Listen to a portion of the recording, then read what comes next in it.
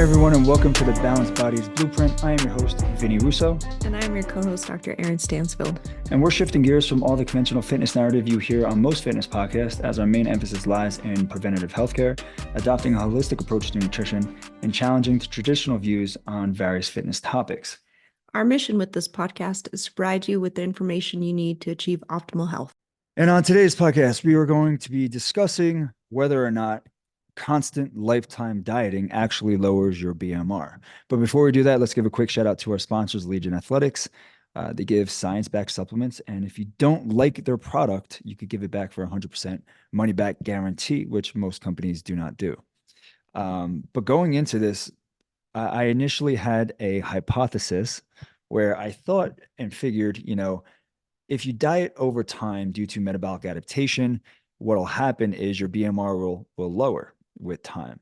But what I found through some research articles, which you can touch on, you kind of dove into them when I showed you them. It's basically not the case. It's more or less in the short term and not so much the long term. And then we got into a really cool conversation, which is why we're making this an episode where you actually mentioned that you feel like BMRs are actually set and maybe set for life. So yeah, let's go in and dive into this a little bit. Well, I'd like to clarify that. So you did the literature search on this, and this is mostly my opinion. I did a couple of looking at data for in human studies, but yeah, I mentioned to you that I felt like BMR is way more complex than we give it credit. I think any studies out there are mostly the observations that have been done over time. And sometimes in very specific groups. So it's very difficult to generalize that to everyone. For example, I know some of the studies that you'll bring up were done specifically in obese women, which we can get data from, but I don't know that we can generalize that to the population. But my thing was, I felt like a lot of it is genetically driven, and that's why it becomes very complex. And so I think it's difficult to make an assertion about diet and its effects, if anything, on BMR, because it's not just one component that you're looking at. I think changes in BMR tend to be temporary because it's so genetically driven. And it's been postulated that the metabolic phenotype of an organism depends on a multitude of internal and external parameters, such as, like I said, the genetics, but other things like stress levels, immune system, hormone levels, even the gut microbiome, and then obviously the external things of the composition, quality of the caloric intake of the diet. So on top of that, there's lifestyle effects. Genome-wide association studies identified numerous obesity-related genome variants, basically in different natural populations. So even amongst obese people, there's different genetic variations that might be associated with obesity. So again, it is very complex, and I'm willing to go out on a limb here, and this is more my opinion, not anything that I really read in the literature. I saw some semblance of it, but I'd say anywhere from 30 to 70% of BMR is genetically driven. And there's so many things that influence that genome, right? So enzymes, transporters, transcription factors. So on top of the genetic variation, you have different variations in those, cellular level signaling, if you will. And I think that all influences BMR. So I think it's way more complex than just saying, you know what, because your diet affects, your caloric intake, it pumps out a certain BMR number. I think it's way more than that. Yeah, but we're going on and you're mentioning how like you think that there might be a set BMR, right?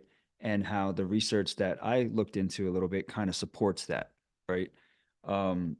But if you look at it, if you want to generalize it, like I understand that there's certain populations here that those studies were on, but if you think about it from a broader view, it's still going to work the same especially if you believe it's genetic driven, because what it's saying is that over time, if you're doing this weight cycling and you're yo-yoing, it's not really going to affect your overall BMR. Now, consistent and continuous energy restriction will, because of metabolic adaptation. But we're talking about over a lifetime. Does your BMR get lower? And you're saying no. And then the studies that I found also said, no, that's not the case. Where I was under the assumption that due to metabolic adaptation, it will slowly lower, because as you do allow yourself to get back up to a maintenance, your maintenance will be lower. And that would cause, that's due to the reduction in your BMR. So, with that being said, with what you looked into, did you find anything that showed anything different in terms of like the BMR does lower over time? Because you could take into account loss of muscle mass due to excessive dieting. Like if you diet over and over and over again, you might lose muscle mass. Aging actually happens where you get sarcopenia, right? Where you lose muscle mass. So did you find anything that can actually support that?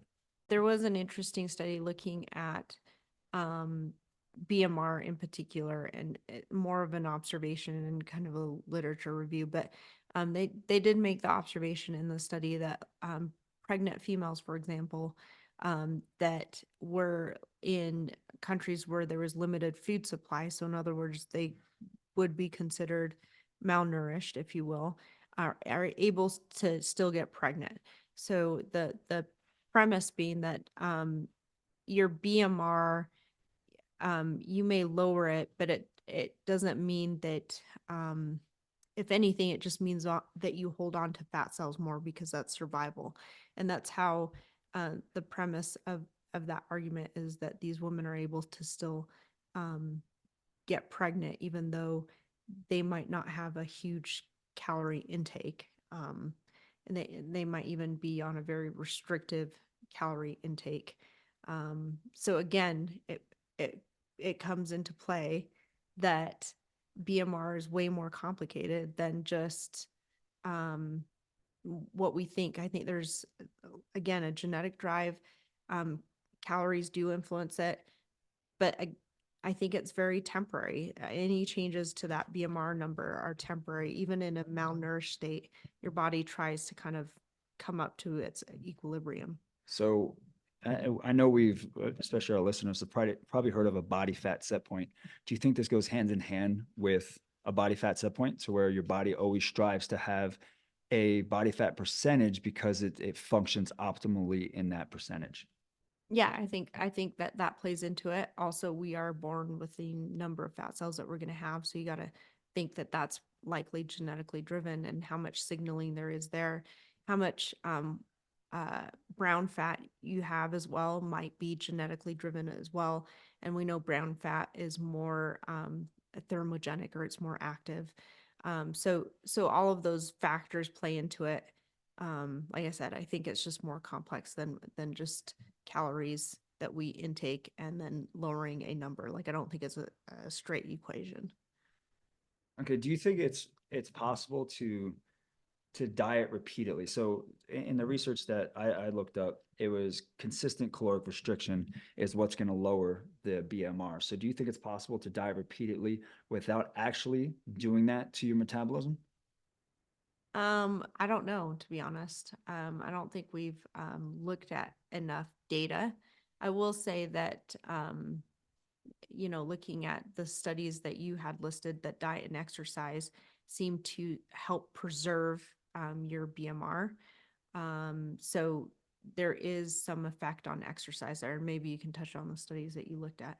Yeah, no, just the exercise alone. I mean, if you just think about it, exercise in terms of resistance training is going to help maintain or even build some muscle mass, right? Like even with the new fat loss drugs that are out there today, one of the biggest things is to make sure that you are resistance training to maintain that muscle mass. So, I mean, I would go out on a limb and say if you don't want to decrease that BMR, but building muscle tissue will actually help in that aspect. Yeah, and I think that makes intuitive sense. Because as you increase metabolic demand, your BMR will adjust, even if it's temporary, right? But then if you actually build more tissue, then hopefully that's more metabolically active, and then that signals there's got to be some feedback loop there. But like I said, I don't know enough about the data to really say, yep, that's, that really would change your set point of your BMR. Yeah, I mean, it's good. It's enough to assume that it would, but like she said, it's not written in stone. But the general consensus with this is really that if you do caloric restriction for a very long period of time, you will have metabolic adaptation, right? But once you come out of that and allow your body to go back to a maintenance, your BMR will go back to its normal setting point. Is that's basically what the research that I found was really showing, and then that's kind of what Dr. Aaron's alluding to, because she's even saying like there's probably a genetic component that will push your body to go to that normalized state. So let's get a little bit away from this whole research stuff. Have you, in your life, have you ever yo-yo dieted before? No, I don't think I've yo-yo dieted. I was never a person to diet. I was either preparing for competition, or so I was mostly, if anything, I was restricting calories. I'd fallen under the group of maybe continuously restricting calories.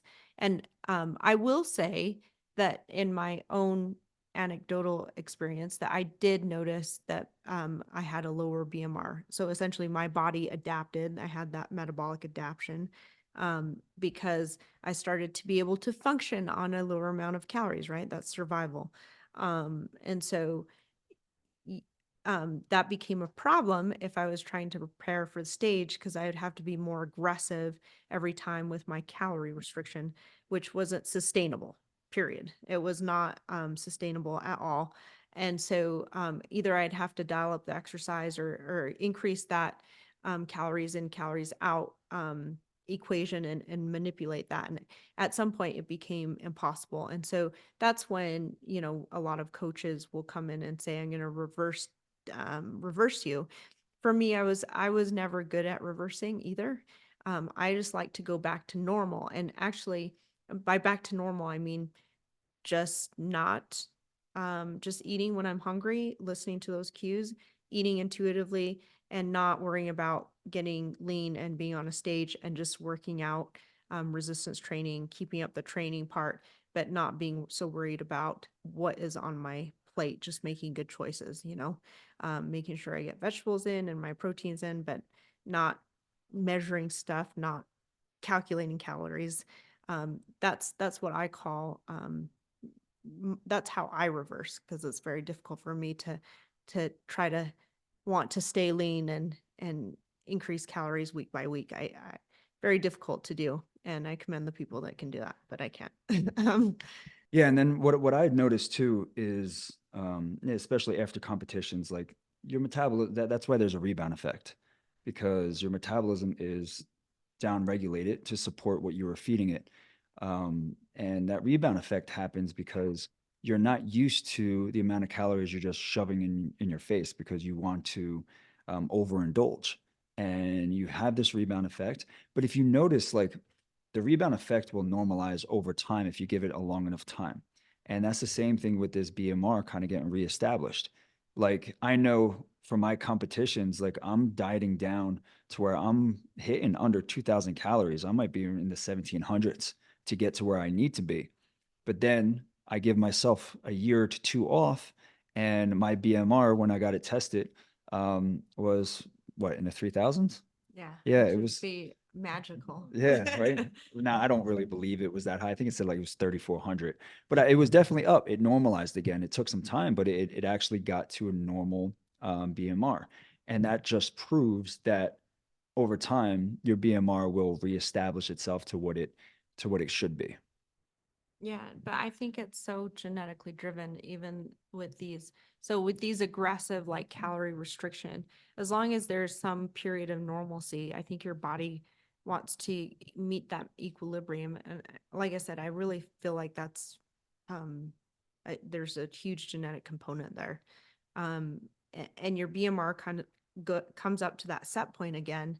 And then I think you can make small manipulations in BMR over time, but I think that it is a leap to think that you are increasing or decreasing that number permanently over your lifetime. Like Yeah. I think I think if anything, it's a very narrow range of error there. And like I said, it's because of all these other factors that go into that particular number. And I wish it were different. Like I wish that my BMR, I know that like my BMR kind of sits at a narrow range, and I wish it was so much higher.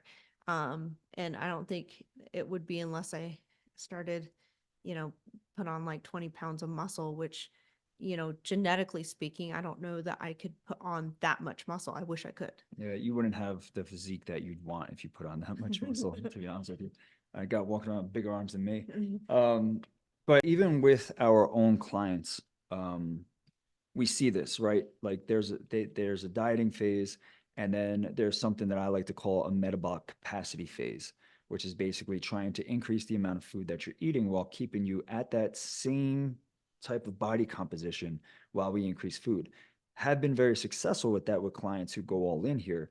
Um, but the whole point of that is to get you back to where your BMR is, because if you are someone who just consistently is always in a deficit, yes, your new maintenance will be lower. It will be, because that's what your body does. It metabolically adapts to that. So you might be someone who's just always trying to be in a deficit, always doing the cardio, always trying to stay lean year around. And you'll notice it gets harder and harder and harder as the years go on, because your body is literally adapting to what you're feeding it, and that becomes a new maintenance. That doesn't mean that that you won't be able to work it back up. What that means is that you got to give yourself a little bit of a break and allow it to reestablish itself.